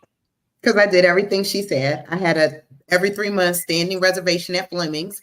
They knew me by then. The maitre d' knew me. They put me in the middle of the restaurant, and I had my little steak dinner and my glass of Camus and chilling. I go on trips. I have flowers delivered to my house every single week. I took care of me. I spent time with me. Yes. And then before I know it, I was enjoying my me time so much, I forgot about anybody else. And that's like I said, he just came in and interrupted because I was just doing me. I was like, shoot, I'm in love with me. This is good. It looks beautiful on you. It looks beautiful on you. I am so happy for you guys. I know I'm going to have an invitation to the wedding. I foresee that to come. I'm happy. It looks beautiful on you. And Edward, if you're still watching, thank you so much for taking care of my sister. This is my girl right here. Congratulations. All right, married couple, talk to me. What do you say to people? Because you got some people right now. I want y'all to talk to the people that are shacking up. All right. The ones that are shacking up that he's saying, look, it's cheaper to just do it like this. What does a paper mean? We don't need a piece of paper to prove our love. Talk to those people.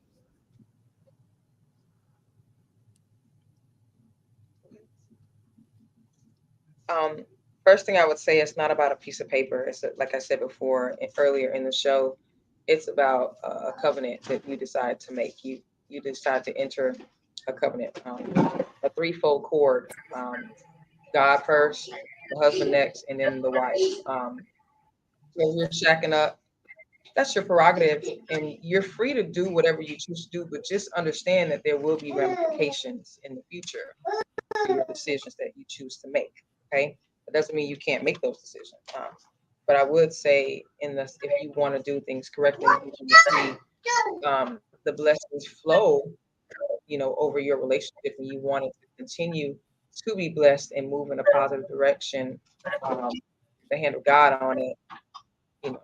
You want to submit your relationship to the Lord and ask Him for direction so that He can lead and guide you in the best way. I'm sorry, my baby's back. It's okay. I would say people need to ask. So first off, what kind of relationship are you looking for? Because kind of like somebody said earlier, a mature person really wants a real committed relationship. And if you're not really offering up if you're not going to be real with yourself first off to know where you stand at as far as what you're looking for, what you want, and you're trying to go in there just to get what you can out of it and not bringing your full self to the table and being open and transparent, then you ain't really ready. And I know you ain't gonna always start off open. You have to grow in that area, but you gotta at least be open enough to say, I'm committing to you and only you. Don't get in a relationship with anybody if you're still playing the fence. If you're still trying to have two for the price of one, just stop it. Like, grow up, first of all. I feel like it's all about maturity for us. I think me as men, like for instance, me, before I got married, I did my dirt. I had my fun, multiple relationships. She asked me. Oh. I did multiple relationships, but I always like, he did. I'm not going to commit. He did. Yeah, I did. And my thing was this, I'm not going, even in that, I didn't cheat in relationships because I feel like, to me, by saying you're my woman, I'm committing myself to you. Even if we didn't put a ring on it yet, you're mine, I'm yours. So if I'm still gonna play my dirt, then I ain't gonna be with you because I'm not gonna break your heart. I'm not gonna play with your emotions like that because I know I'm not mature enough to say I'm ready to commit yet. So I feel like at the end of the day, ask yourself, are you ready to really commit to somebody? And if you're not, then don't waste that individual's time nor your own. And when you're ready, then you step out there. Yeah. But into the meantime, what everybody else said, what can you accept? Okay, so this is what I'm gonna do, guys, real quick. Is we're gonna answer these last questions and then we're gonna get out of here. I want everybody to answer in like 1 or 2 words, not a long answer, because I want to be able to knock all of these out. Here's the first question: does age really matter in a relationship? Yes or no? Brian, starting with you.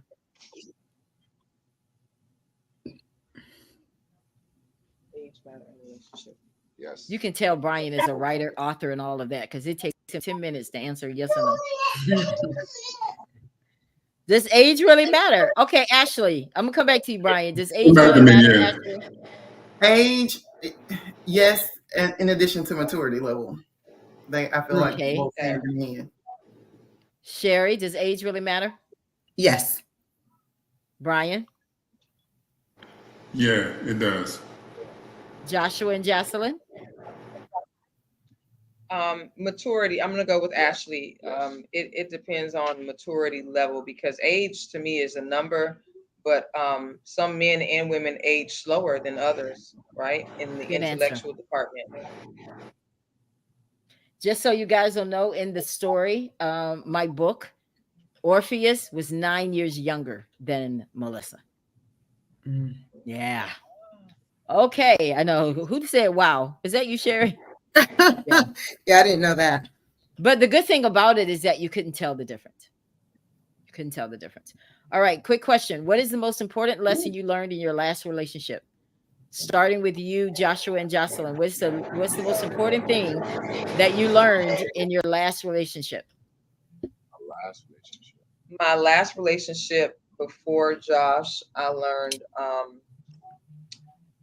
like we've just been saying, love yourself first, opposed to loving someone else more than you love yourself. Because in my last relationship before marriage, I think I gave too much of me to someone else who wasn't receptive and wasn't mature enough to handle love, and in return, I got the shots fired. Like it hurt me instead of hurting that individual or what I wanted that other individual to feel, the emotions I wanted to be received from that individual I didn't receive. So I would say learning to love me, I learned to love myself more, myself first before putting someone else before me. What about you, Brian? Joshua, go ahead. Yes, you. Let me let Joshua answer. Yeah, go ahead, Joshua. For me, I'll say just know my worth. Like, I knew I was a good guy, and I feel like some of the women I met were not maybe mature enough to understand that, so they would do their little dirt on the side. So I think for me, it's know my worth. I am worth it. But man, I know that there's somebody out there for me, so I wasn't willing to let somebody else immaturity mess up what I know who I am, as a man. So I wasn't going to tolerate it. So know my worth. For me, that was my lesson. Good job, Brian. What was the lesson you learned in your last relationship? I learned to keep God first, number one, because especially because when it comes to handling conflict, there's a way I want to respond and there's a way that God wants me to respond. And a lot of times they ain't the same way because I want to respond this way and he's like, no, you need to take some time, chill, think about your answer, then respond this way. And also learn that love is an action word. Amen. I'm one of those people that was kind of in love with love and didn't realize how much action needed to be put behind that. So love is an action word as well as an emotion. And I like it. Put the two, put those together, you'll be just fine in your relationship. I love it. I love it. Sherry, what did you learn was the most important lesson in the last one?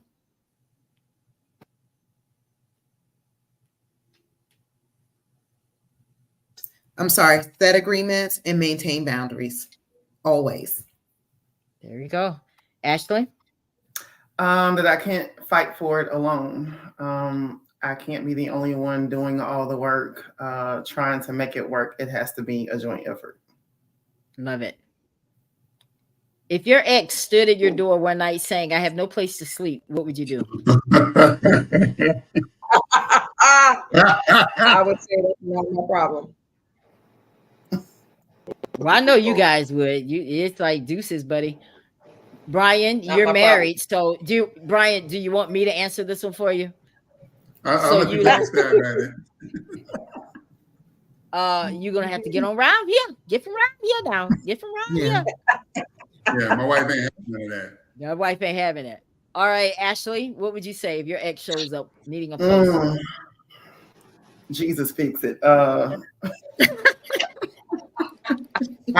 Even with me being a single woman and having plenty of room, like the Lord would have to tap me on my shoulder and be like, "Yeah, go ahead, let him." Now let's look at this question again. If he stood at your door, "I have no place to sleep," what would you do? I'm gonna get paid. I'm gonna be like, "It's a hotel." If that's the case, he can go to the hotel. Well, you got a point there. Right. Don't come knock on my door. Mm-hmm. Right. So you're thinking that he probably is wanting something else. You want room service? Yeah, what do you want? You want a wife without room. If I can say this, there's a Holiday Inn right around the corner from me. If she passed the Holiday Inn to get to my crib, yeah. 9 times out of no. 10 is something else. Mhm. All right. Did you answer, Sherry? What would you do? No, I'm not even answering the door. There's no reason Right. to. What's something you'd like to change about your current relationship? Ooh. More dating, more. More Yeah, dating. definitely. We want more dates. More dates. Brian? Yeah. Anything? It's harder. Yeah. I would say, yeah, more dates and definitely, yeah, this more dates and definitely, just actually everything else is great, but just more dates. Yeah, probably. Yeah. He's learning. I love it. He is learning. I was like, okay, the more Brian talks, wrap it up. The more he talks, he's gonna say something. Well, Okay, I love it. What about Ashley, Sherry, you're in a relationship. What would you change, or if anything, about your current relationship? Definitely more dates. I More mean, dates? because and it's my fault. I travel the most. I'm traveling all the time. I'm busy. So definitely when I'm home to take advantage of the time that I'm home. Because then when I'm gone for a couple weeks at a time. So yeah. Do people still do sexting? Do people still do that? I do. No. Okay. We should. Let's get to it. Look at that. Sexting on the Ella Johnson Show. That's what I'm talking about. Listen, we like to keep marriages together here, okay? Exactly. All right, we're going to go through these. Ladies, can you marry a man whose family doesn't like you, but he loves you so much and he's ready to be with you forever? Yes or no? Ashley, would you marry a man if his family didn't like you? At this point in my life, yes. I learned to put boundaries in place with people, right? And I've learned that everybody isn't going to be able to go to the next level with you, and sometimes that means family. So I'm okay with it. Okay, Sherry, you? I feel like she does. As long as he's setting the appropriate boundaries, I don't need their life. Like she says, at this stage of my life, we're not trying to have little bitty kids, so you don't need to come around us. But if he has no boundaries when it comes to his family, then no. Okay, good answer. Brian? Well, you're already married, but let's just pretend that her family didn't like you. Yeah, I would still marry her. If her family didn't like me. It's just fortunate her family loves me and I love her side of the family. So I know you do. You guys have a good thing together. You really do. Because I know that you were married before. I even know your ex-wife, and you seem to be very happy right now. So I'm happy. I'm very happy for you. Joshua and Jocelyn, would you guys have hooked up if your families didn't like the other? Yeah, because it's about her. I like her. I heard that. I heard that. That's what I'm talking about. If your ex comes to you begging to come back in his or her life, will you accept? Yeah. Nope. Nope. Nope. Oh, that was easy. No, thank you. Everybody shook their head. She's not toxic, bro. You made her like that. Now you think she's crazy. Your decisions reflect her actions. Check yourself. How true is that statement? So I'm going to jump in, and Come on, I want Ashley, to talk to me. Just my experience. So what I will say is, based on the different types of people that I have dated, I can tell a difference when I am with somebody who is operating in their masculine, and I can operate truly in my feminine. I feel the ability to be more vulnerable. And I'm not gonna lie, it was scary the first time it happened, but in other situations where men were on their BS and all the other stuff, and then were wondering why I was acting crazy. Well, look at what you're putting out in front of me. So your actions are going to control the type of woman you get. Brian, you hear that? So basically what Ashley is saying is, when you guys are trifling, you create a woman that has issues with you. So do you agree? Wait, hold on. Wait. Hold on.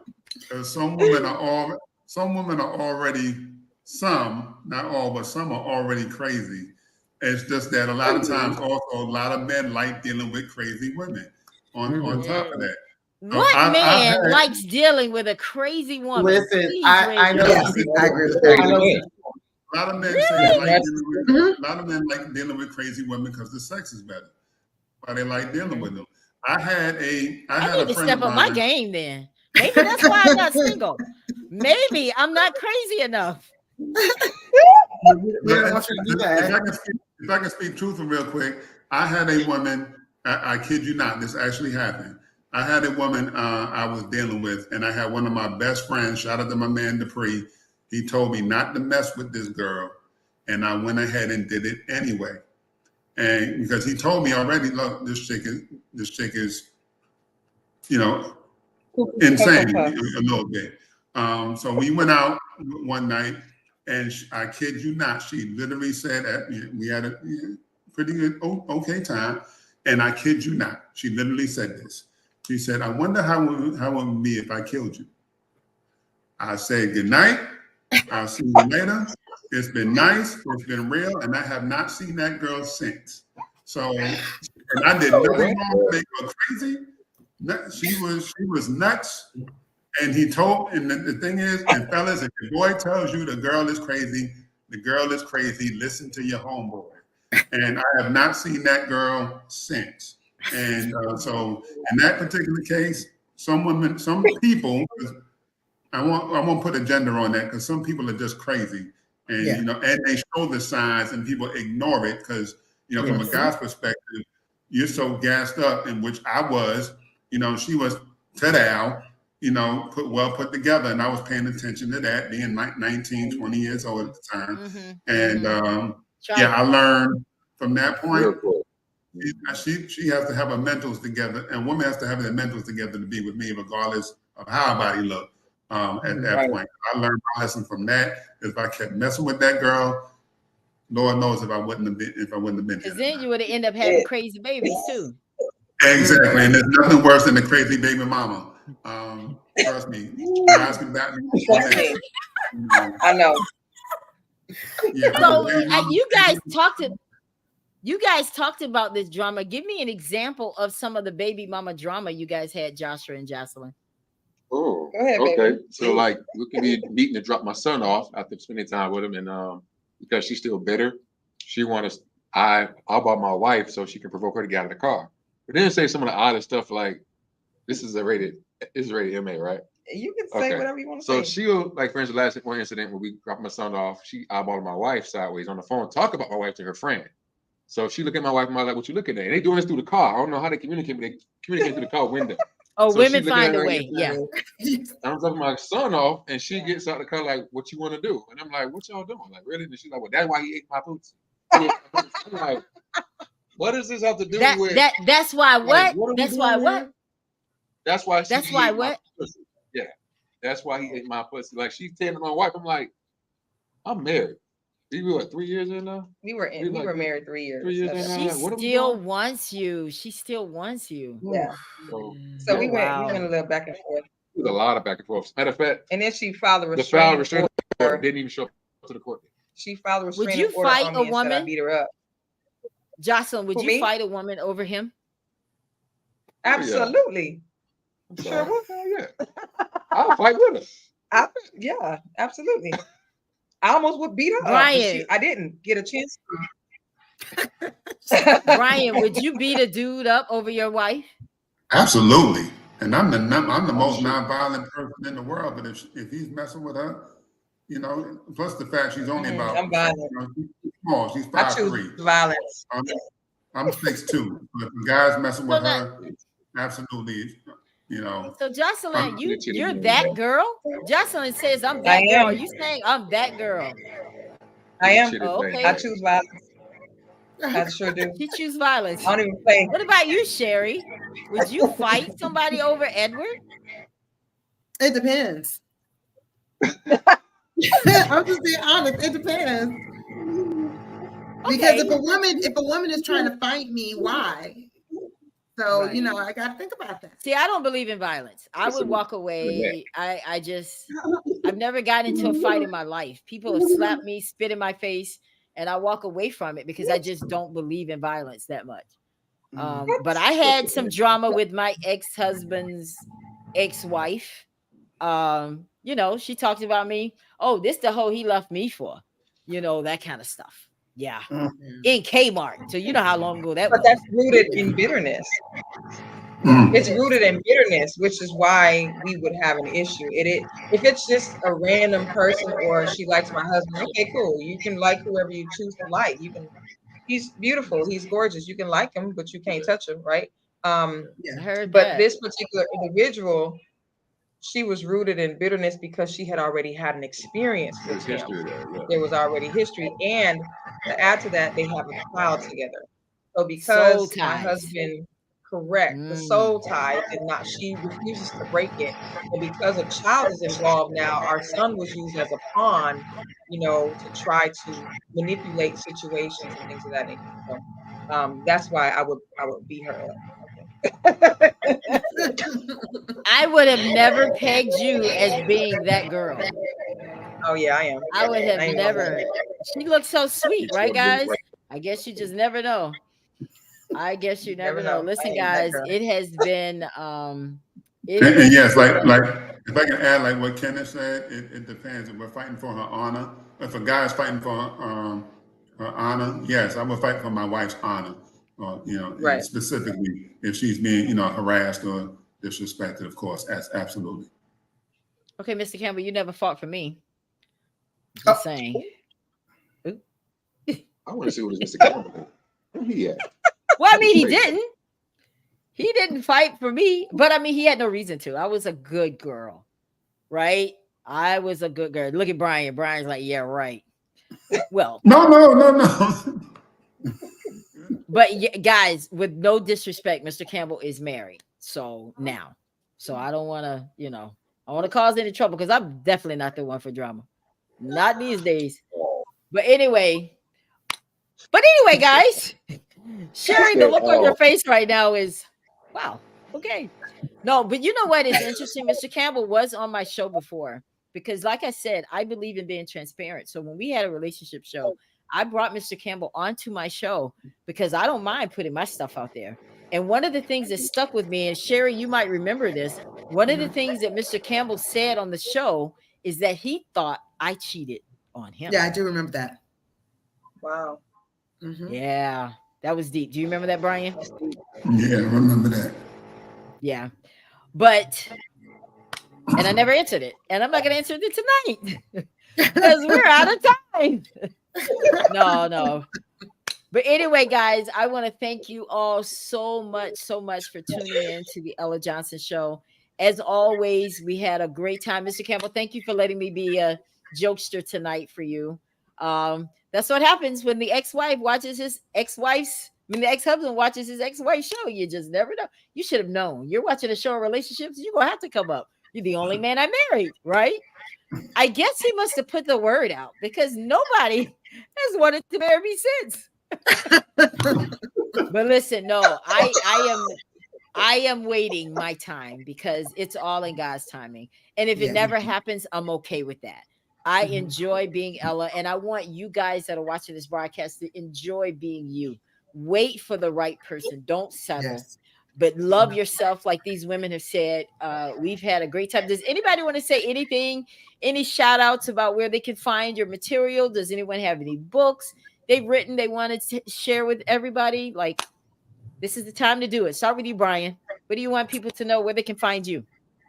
You can find me on Instagram at the Phoenix 516. That is ThePhoenix 516. You can also find me on Facebook at Brian T. Bethia Confessions, and as well as TikTok, Brian T. Bethia, YouTube, Brian T. Bethia. You can also find my poetry. And of course, I have a poetry EP called Re-Rise of the Phoenix.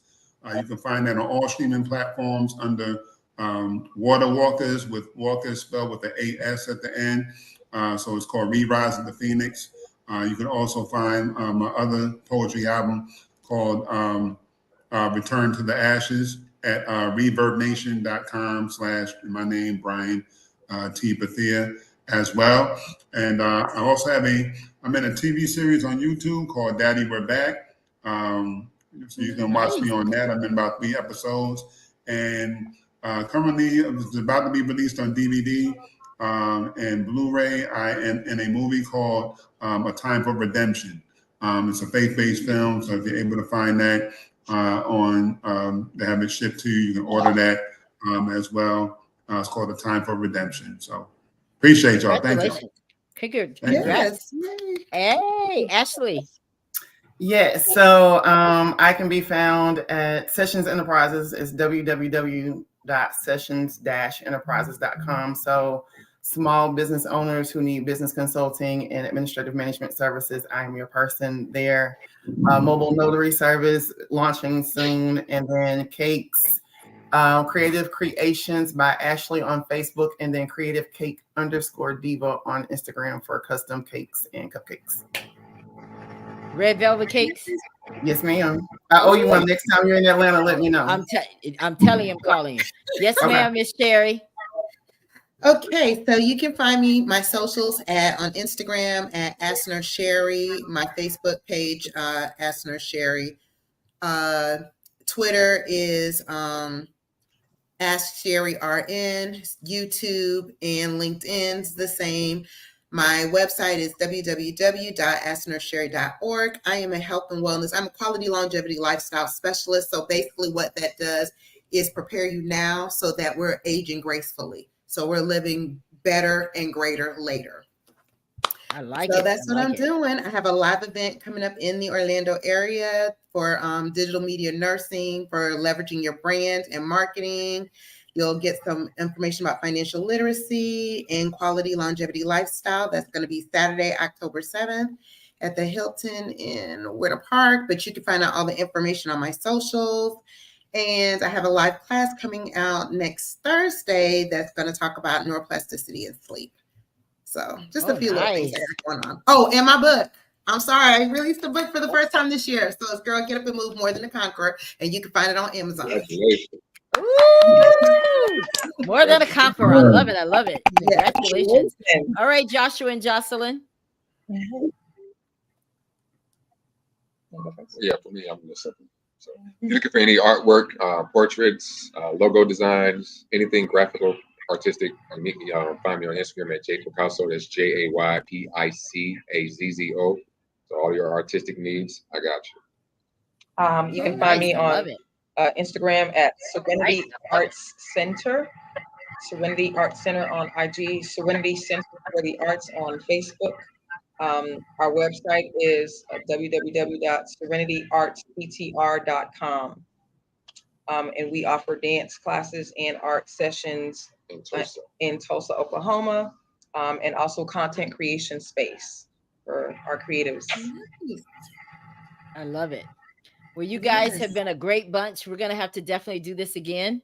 because I love talking about relationships. But guys, thank you all so much for tuning in to the Ella Johnson Show. Remember, this is my new book that's coming out, Under the Influence: The Things We Do for Love. And you're gonna get some good stuff in this book. So if you haven't looked at the other ones, you might want to read that first so you can prepare for this one. But thank you all so much for tuning into the Ella Johnson Show. This show will broadcast again on tomorrow. Everybody, have a good night, and we'll see you. We'll see you next time. Thank you so much for tuning in to the Ella Johnson Show. We'll see you next time. We are supporters of the Ella Johnson Show. We live in South Korea. We have been watching Ella Johnson Show for like a year now, and we love her show. Her show is very inspirational, motivational, and educational.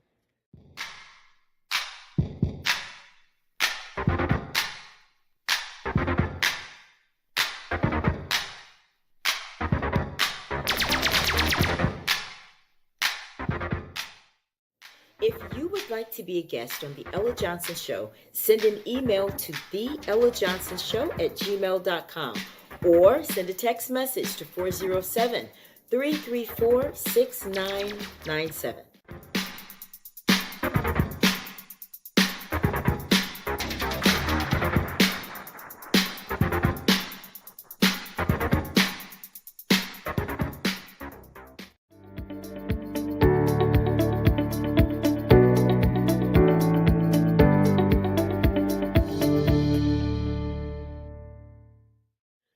We love Ella Johnson Show.